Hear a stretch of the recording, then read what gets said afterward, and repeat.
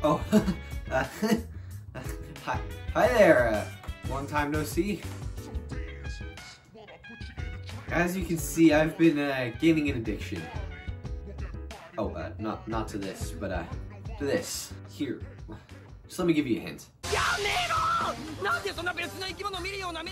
Yeah, my addiction is to Demon Slayer Kimetsu No Yaiba. Now, I mean, Demon Slayer caught me off guard with how much I absolutely adore these characters, so let's give you a bit of a rundown of how my experience came to be. So I got a text from one of my friends saying, hey, we got tickets to the newly released Demon Slayer movie, which y'all now know as Mugen. At the time, I was like, yeah, sure, I haven't seen the anime, but screw it, let's go see the movie. Needless to say, I obviously went and saw it, and holy it was really good. Like, really, really good. Life-changingly good, maybe. Okay, maybe not life-changingly good, but really good. I mean, good enough to get me straight back into the anime scene itself. And not once did this series let me down. I binged it in 3 days. Now, if I told you guys how many times I've seen this film because of differing friend groups, you'd probably find me insane. By the way, that's a total of 4 times. 4! I think you can tell I actually love this film. And guess what? If that wasn't enough, I'd now read the manga, which honestly is really, really good too, but is an entire another bag to open. So, why do I like it so much? Yeah, let me explain.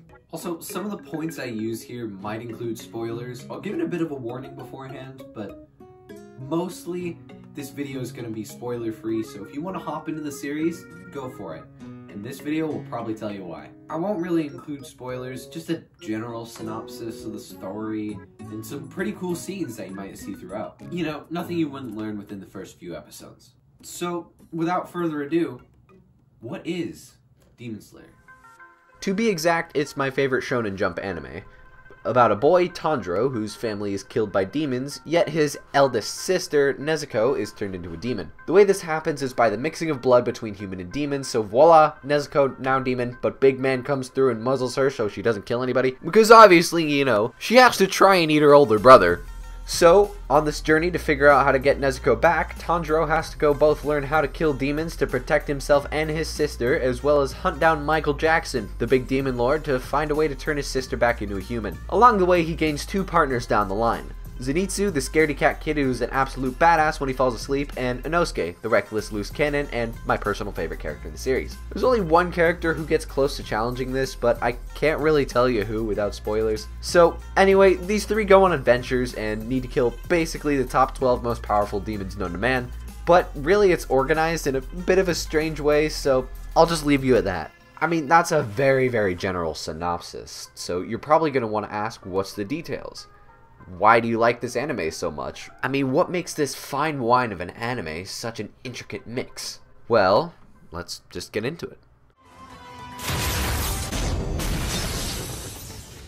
The first thing most people pay attention to in Demon Slayer, especially if you like anime, is its unique art style. It's got seemingly more expressive eyes and a sharper look more reminiscent of the Taisho era Japan that this takes place in. And the backgrounds. Oh my god, the backgrounds. You'd think this realistic paint look might take away from the general contrast, maybe even contrasting too much, but holy crap. It makes the world of Demon Slayer feel so much more lived in. You really have to see it for yourself, but the entire series did not miss in pulling you into the vibe it aims for.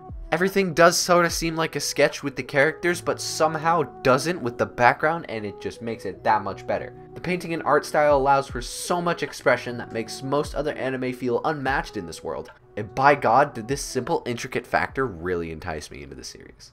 Although everybody says the animation carries the series, my personal favorite thing to mention about Demon Slayer is, without a doubt, the music. You can tell by now that I'm a sucker for something with a phenomenal soundtrack.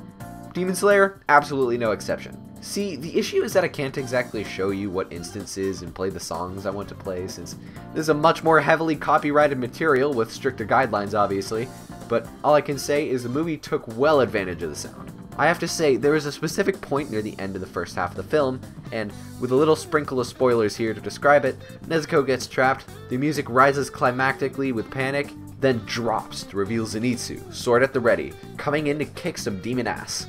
I mean, moviegoers know exactly what I'm talking about. Even though that's only one example, The tones hit both the Japanese and warrior theme with modern instruments mixed in, while somehow keeping the emotionally charged theming of every scene intact. It's engaging, and the notes behind everything from the fight scenes to the comedy makes the viewer immersed in the world perfectly. The tone is phenomenal in Demon Slayer, and the music really captures that perfectly. Funny thing, but right as I say that, we're gonna get a bit closer to spoiler territory, so be warned. Anyway, my third point on why you should watch Demon Slayer is one that is surprisingly blank in a lot of anime, but made a main staple of Demon Slayer. What I am talking about is the character development. Now, I'm not saying not all anime has a ton of character development. I'm talking about characters that change obviously, and although most anime characters learn lessons, but then seemingly only change one little insignificant thing to use a lesson for something once, unless it's something big and like a new power, but the small things really do not end up seeming important. Demon Slayer though, literally everything has meaning.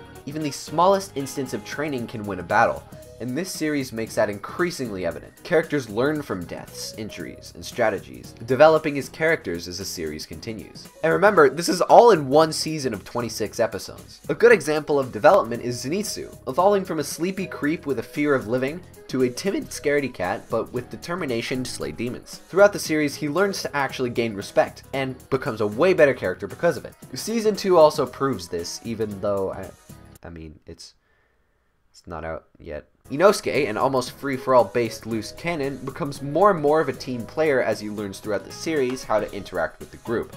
And obviously, our main character Tanjiro learns the evils of the world and focuses more and more on training in order to save his sister. Determination and drive really grows throughout the series, and it's very, very evident. Honestly, these characters feel like they're real and changing people. Even though it was only 26 episodes, they seriously develop, and their personalities help to bring this out. Usually this tightrope is hard to cross, but Demon Slayer crosses it with flying scores. Now, this fourth point that I'm going to bring up is a lot more general, in the fact that the world of Demon Slayer is what helps it so much. Remember, Taisho era Japan. With very limited technology, if any, the series takes on the historic area of Japan mixing with fantasy. And as much as this is a shonen jump, the instances where we get a spice of their life are still pretty interesting. The way demons develop from blood, the messenger crows, and finally, my favorite, the breathing styles. Although you could say this is more the magic, the way the world works around these makes the theming so much better. It truly feels like this world was lived in before our cast came in. The breathing helps to link the past of the Demon Slayer corpse to our main characters, and not to mention the pristine animation along with the breathing styles. The history of the Hashira and the forging of the swords in general just made this series much more interesting. And I have to admit, I love it specifically because of how it develops the world. There was more than just the cast in Kimetsu No Yaiba, and it honestly makes it so much better. Now finally, if you've ever watched an anime, and most importantly with any shonen jump, the fights. The breathing styles, beautiful animation, music, all of it conglomerates so well to make such a beautiful fight scene with just the right amount of action dipped into each piece. The fight scenes really don't seem overhyped or overdone, nor underdone. There's a specific fight in the movie, you guys know the one, that has to be probably my favorite within the series, with the perfect build-up music and elemental breathing that opens up such an intense and suspenseful duel. Everything about it kept me on the edge of my seat, and the same could be said with the big final fight in Season 1. It's just so good, and everything about Demon Slayer makes the fight so much more of a valuable occurrence. Also, a little note, I secretly love the injuries. The damn injuries. It sounds strange, but they're actually accurate to what the world would be. No more crazy, haha, never mind, I survived as a big plot armor. The characters actually get hurt. It's funny to mention, but the characters have to repair and train even before returning into the actual corpse, which makes the fight so much more valuable and 10 times more suspenseful. So, basically, I really like Demon Slayer. I mean, as of lately, I've been really into my anime, but Demon Slayer was the gun to shoot that off. And right now, I show no signs of stopping this big-ass run. So, if somebody's telling you to start watching anime, and you want a shonen jump to get you kicked in, I recommend Demon Slayer. It's a bit different from your normal shonen, but at the same time, it's pretty friendly to get into, and I mean easily. Like, easily bingeable. If I had to give it a rating, I'd definitely give it a 9 out of 10. I loved it all the way through, and even though there are some points with big plot armor, but all I'm saying is if you can get me to spend that much money on manga, I think they've done something right. So anyway, there's my favorite anime of all time. So, I guess I'll go back to lazing around on my couch so you guys can catch up to me. Also, go watch the movie. We'll see you guys later. Bye-bye. Hey guys, I'm popping in at the end card here just to say, I just kind of wanted to make this video because I absolutely love Demon Slayer. And, you know, if you guys want any more of stuff like this with, like, an anime, I've got a few on my backlog. I could totally do that. So,